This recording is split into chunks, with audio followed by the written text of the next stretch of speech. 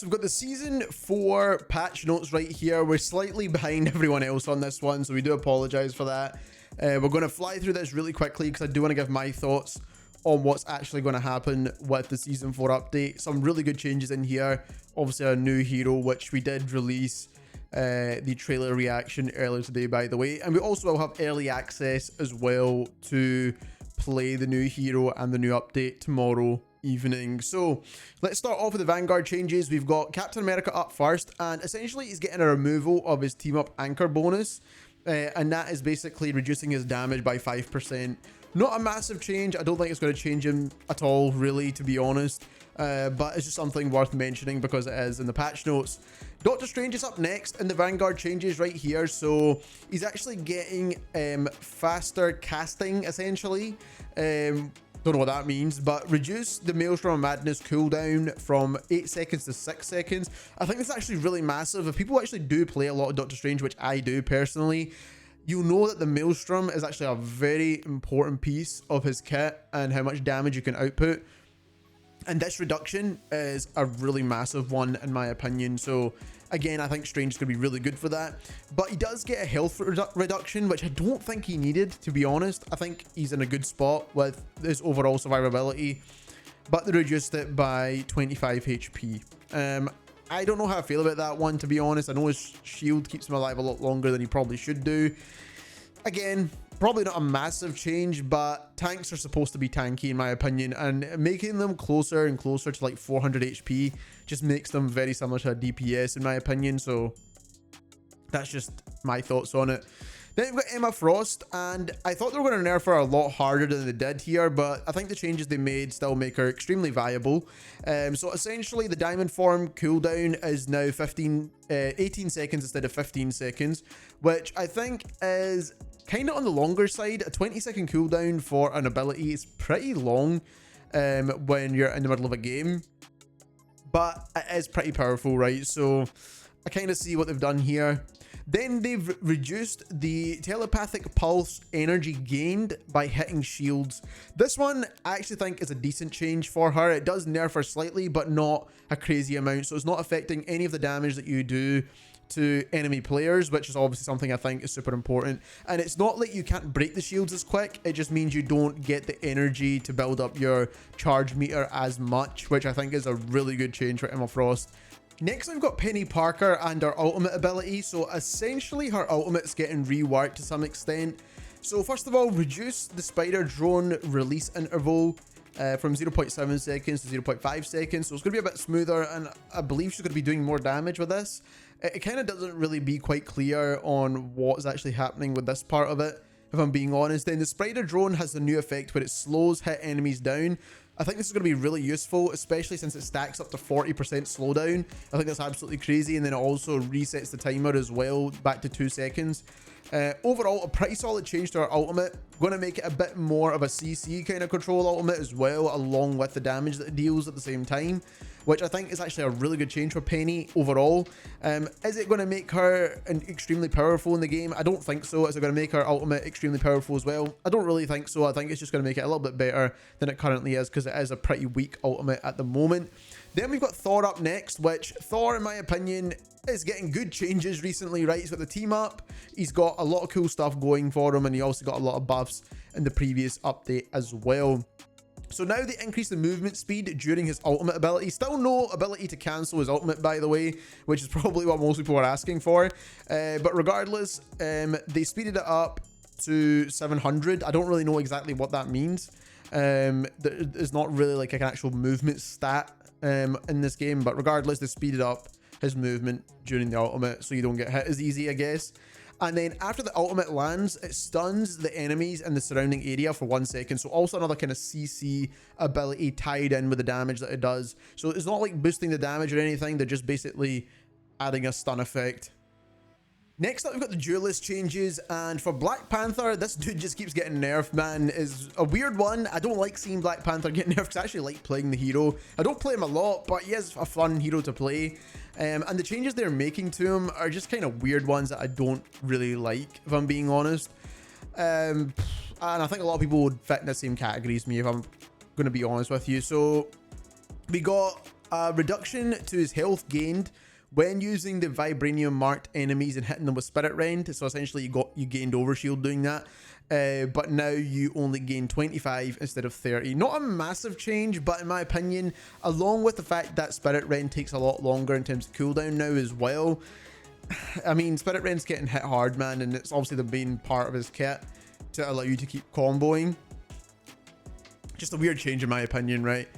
Then we've got a reduction to his base health. Now, this is a weird change because if you know about his team up, which we'll get on into, he essentially gets a gamma shield when he's low HP, but now he's going to be low HP more often. So is it really a good team up now? I don't think so, because essentially he's going to have the same HP as what you would have had in a previous season anyway.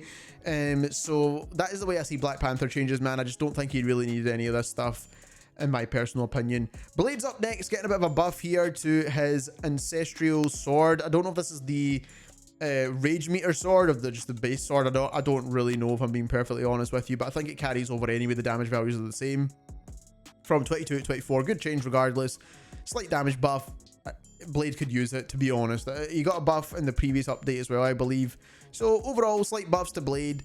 Magic is getting a slight adjustment. It does look like she's getting tons of buffs here, and some of these will probably stack up to feel a little bit better than what she was before, but she actually had a 15% damage boost before, which is now getting removed. So essentially just counteracting that, putting her back to that kind of same 15% damage mark, and just keeping her damage values very much the same, essentially. So reduce the charge time required for the magic slash. This bit is not part of that damage boosting. This is just basically reducing her charge time for the sword, which I think is crazy, by the way. That's almost 6 seconds, or it is actually 6 milliseconds, basically knocked off of that charge time, which I think is crazy, man. That's going to allow for some faster combos, and obviously that's exactly what this is going to do.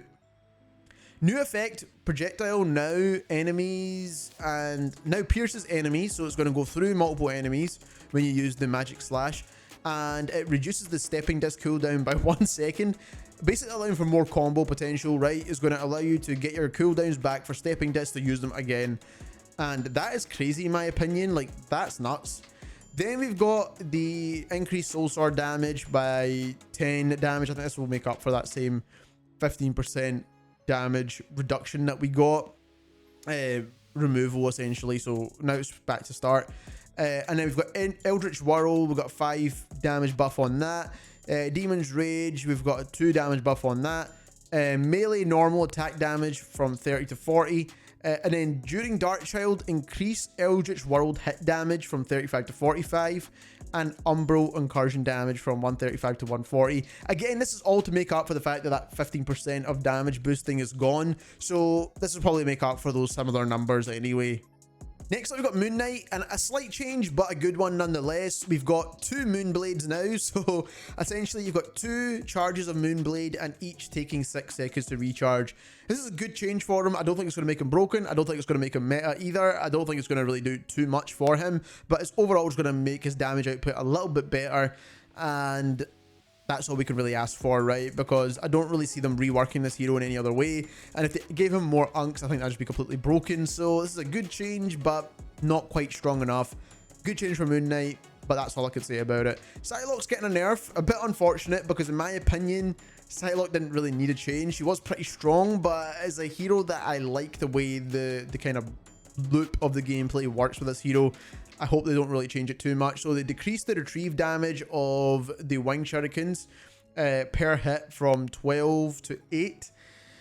It's going to basically mean that when you're comboing that in, it's not going to feel nearly as strong as it did before. And that is a bit of a big hit on Psylocke players, in my opinion, because it's kind of like the main way you do damage, right? You do primary attack, and then you do your combo with the shurikens. And obviously that's the kind of main way of your combo. So it's not going to feel nearly as strong. So I think this is going to be quite a big change, but it's not going to change your loop in any way, right? So you can still use Psylocke, but that's just something I do want to mention. Then we've got Scarlet Witch, and she's getting tons of buffs, right? So can now be healed by teammates during Mystic Projection. That is nuts, by the way. So when she goes invisible and she's kind of teleporting around, you can actually be healed by your teammates in that state, which I think is actually crazy, right? I don't know if they should have added that in, me personally. I think that's actually going to be kind of broken. Increased reality erasure damage from 800 to 999, which is basically max damage. So basically that means you can kill anyone. That means you can kill anyone. So that's our ultimate, means you could basically just destroy through anything and everything.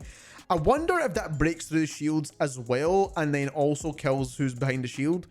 I'd like to know that. That's something we need to actually check. But essentially what 999 means they max out the damage capacity on this ultimate, which means it destroys anything. Crazy, man. So basically no one is safe. It doesn't matter how many overshields you have. Nobody's safe with that. New effect now pulls in nearby enemies within a 15-meter radius during cast charge. Max pull speed up to 2.4 meters per second. That's for the ultimate, right? That is crazy, man. Wow. So the ultimate is just going to be completely broken now. So basically it breaks everything, and then it's going to pull nearby enemies closer towards you within a 15-meter radius as well. That's broken. I wonder if it breaks through shields as well. If it breaks through shields as well, then that is totally busted, man. They need to like revert this immediately. If it kind of breaks shields and then it doesn't kill anyone behind it, then that's cool too. So it depends on how this is going to work. But that's crazy, man. Crazy changes for Scarlet Witch right there. Squirrel Girl got nerfed, which we kind of expected and also needed at the same time. So they reduced the burst acorn damage from 110 to 100. That's not going to be too crazy because she still deals a lot of damage, especially to kind of large AoE damage as well, which we do kind of need in this game now, especially with the way the metas go. Increased hit damage of Squirrel Blockade. So to kind of counteract that, when you use the Squirrel Blockade and block enemies in, it does 50 damage instead of 35, which is actually quite a lot, to be fair. So you're actually going to take a lot more damage to that, and also it stuns you in place as well, so keep that in mind. Increase to Mammal Bond cooldown. So this is the thing that basically resets your ability, so you can either use another blockade or you can use another jump. And the cooldown on that is now 5 seconds longer. That is crazy, by the way. That is like the main part of Squirrel Girl's kit, where you can like do a double bounce or you could do a double blockade. So slowing her kit down in general actually could be a pretty crazy change for this hero in general, not being able to output either as much damage when it comes to kind of stunning people in place and kind of just firing damage at them, or not being able to get out of situations because you can't jump nearly as often. So that's one thing to kind of keep an eye on. Lastly, for Dualists, we've got Winter Soldier, and Winter Soldier's Trooper's Fist. So the second strike, so essentially you go horizontally, then he shoots you upwards with the uppercut. So the uppercut applies a 1-second debuff, and then it stops you using mobility tools, which I think is crazy. It's kind of like the way the thing works when he kind of slams the ground and then you can't move for a second. But what's going to allow Winter Soldiers to do is either kind of combo that up with his abilities, or use his primary fire to kill you, or kind of team up with his teammates as well. So this is a crazy change, a good change for Winter Soldier. I think Winter Soldier's going to be really, really popular for Season 4. But again, this is a really good change for his ability. Makes it slightly different, a lot more CC added into the game once more. A lot of CC stuff getting added in, by the way.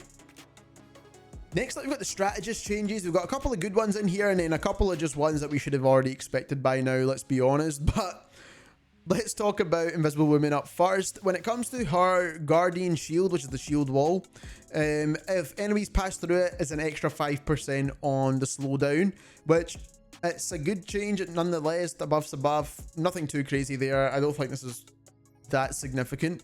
Then we've got improved healing on her ultimate, which means that it's from 165 to 180 per second, which is almost 200 HP.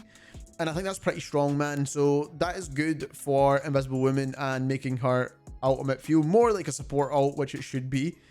Then we've got some more CC stuff, man, because why not? Let's add in some more CC. This is the CC update. So essentially, it has a new effect now. So if you did not know, the Invisible Woman's ultimate, so when you pass the barrier, it gives you a 55% slowdown. But once you're actually inside the Invisible Woman ultimate, if you're in the enemy team, obviously, you just get standard movement, nothing crazy. But now, if you're inside the ultimate, so you pass the barrier at 55%, but once you're inside the ult, you're slowed down by 20%, which is a significant amount, and that's for the whole entire time, or the whole duration of the ultimate, which is crazy. So you don't want to be inside the Invisible Woman ult, you want to be outside that thing. which I think is a really good change because it means people are a bit more scared to actually go inside the ultimate now, which is obviously what you kind of want when you're running a support ult like that. Jeff the Shark now leaves an 8-meter radius healing pool at the point of activation that heals allies within range by 100 per second. The healing pool lasts for 8 seconds.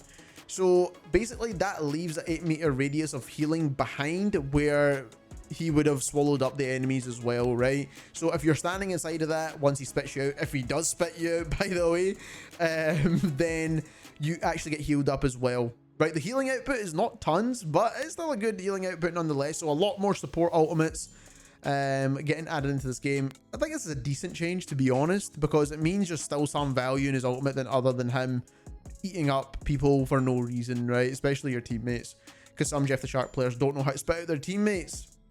Then we've got Loki, and Loki's getting nerfs, and so is Luna, by the way, but as you can see, man, none of these are significant. So Loki up first. Reduce illusions damage from 100% to 80%.